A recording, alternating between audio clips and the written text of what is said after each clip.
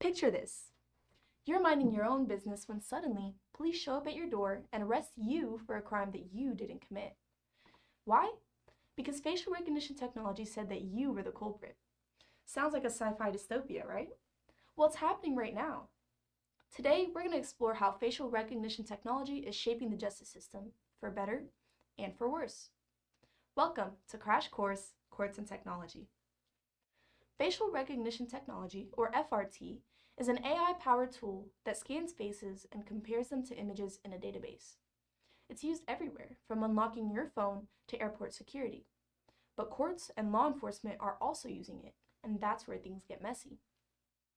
Since the early 2000s, law enforcement agencies have increasingly relied on FRT to identify suspects. Over half of American adults are a part of these databases, and you, without knowing it, are always part of a lineup. Police departments argue that this makes investigations faster and more efficient. But is that really the whole story? What does FRT do better than humans? FRT is able to scan through thousands of photos in seconds, a job that would take humans hours or even days. It's fast, it doesn't get tired, and it doesn't forget faces. And that's why some claim that it's a perfect tool for public safety. But is being fast the same as being fair? Is it always accurate? Not necessarily. Facial recognition is far from perfect.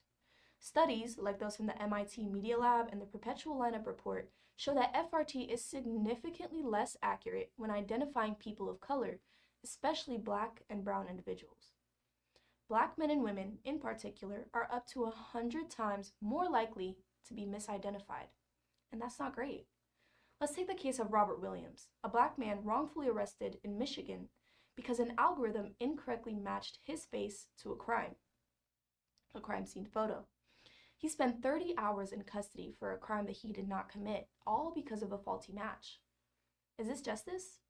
Here's the deal. These systems are trained on flawed datasets, photos that are mostly of lighter-skinned individuals. So the AI learns to be really good at identifying some faces, but not so great with others. It's like teaching a parrot to repeat words, but the parrot doesn't understand what they mean. Criminal law shows how the U.S. criminal justice system often doesn't work the way people think it does. Decisions about who gets stopped, charged, or sentenced are heavily influenced by human judgment. That judgment isn't always fair. Race, class, and assumptions about who looks suspicious can all influence outcomes, even when the law is written to treat everyone the same.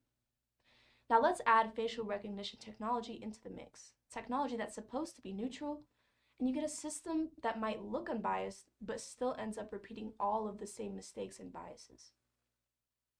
If police plug bias info into the tech spits out biased results. So instead of taking politics or prejudice out of the courts, facial recognition could actually make those problems worse. For example, let's imagine a city where most of the arrests are happening in low-income Black neighborhoods. Not necessarily because there's just more crime happening there, but because that's where the police tend to look or choose to focus. Now that data gets fed into an algorithm. And that algorithm that powers facial recognition, that system learns to look for suspects in the same neighborhoods, on the same streets, and even starts flagging the same kinds of faces. So the tech keeps sending law enforcement back to the same communities again and again and again, even if the actual crime rate isn't necessarily higher there, and it becomes a feedback loop, bias in and bias out. And that's exactly the kind of thing that social scientists are warning about. This new tech doesn't challenge what we already know about inequality in the justice system. It just rebrands it. So how is this tech being used in courtrooms? Right now, facial recognition is mostly used during investigations, but it's slowly starting to creep into actual court and legal proceedings. Prosecutors will sometimes introduce FRT evidence, but here's the kicker. Defense attorneys often can't properly challenge it. Why? Because the algorithms are usually secret, and the outside companies that provide the algorithms and tech don't disclose much information about them. That means that the tech acts like a black box. There's no transparency and no accountability. So who wins and who loses and why? According to Laura Moy and the AI Now Institute, the losers are often people from marginalized communities who are already victims of injustice. These tools are supposed to be unbiased, but they often reflect the same racial biases already found in human decision making. Meanwhile, law enforcement agencies have another tool of power, often without much oversight. They would benefit, and so would prosecutors, but regular Americans like me and you lose. That means people of color are more likely to be targeted, misidentified, and wrongfully prosecuted because of both flawed tech and flawed systems. So where do we go from here? Scholars, advocates, including the authors of the Perpetual Lineup and the AI Now testimony, argue for regulation. Courts should require transparency, audit algorithms for bias, and limit FRT use in trials. This is not in place currently. Some jurisdictions have started pushing back and limiting the use of FRT. California, for example, has restricted FRT use in policing, but most states have not caught up. If we don't act, this tech could quietly reshape the justice system, and not in a good way. Think of it like this. Courts are already complicated, and justice has not always been carried out, especially in the case of minorities. Add biased text to the mix, and you're just turbocharging the problems that already exist.